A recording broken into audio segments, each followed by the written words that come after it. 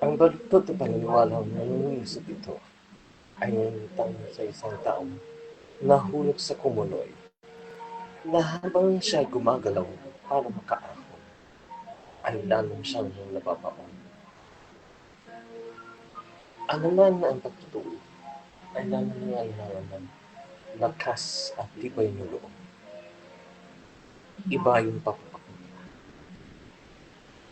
Determinasyon na may itama ang lahat. Pwedeng sigurong umabot pa ito sa pagkakabilat sa kahihiyan.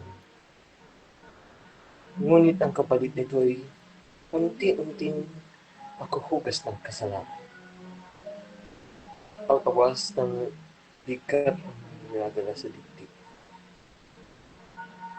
Paghihinom na ng sugat na nimikha ng pagkakamali. At ikit sa lahat, katahimikan at kapanatagan ng kalooban sa pagtanggap ng kapatawaran. Ilan ba sa ating kain ni Lourdes ay isinubo ang sarili alaalang sa nabulaan? Sinakripisyo ang pangalan at karangalan ng magtapan ng iniibig.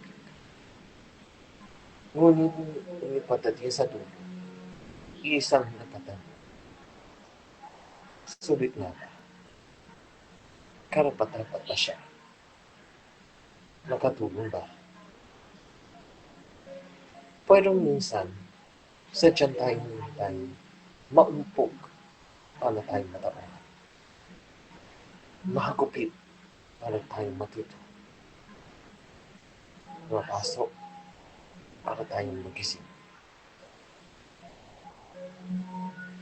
Ang mahalagang mo natin, hindi pa uli ang lahat. Pagkatapos ng pagsisisi, ang pagtutuloy. At kasunod nito, ang pagtanggap ng kapatawaran. At ganitong pagkakataon na makapagsimula muli.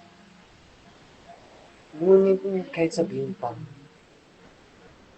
ito ay bibigat na ng operason ng buhay. Gulag-gulang ng buhay. Meron isang mapagpalang kamay, matutulong at tutulong. At ito ay mulit muling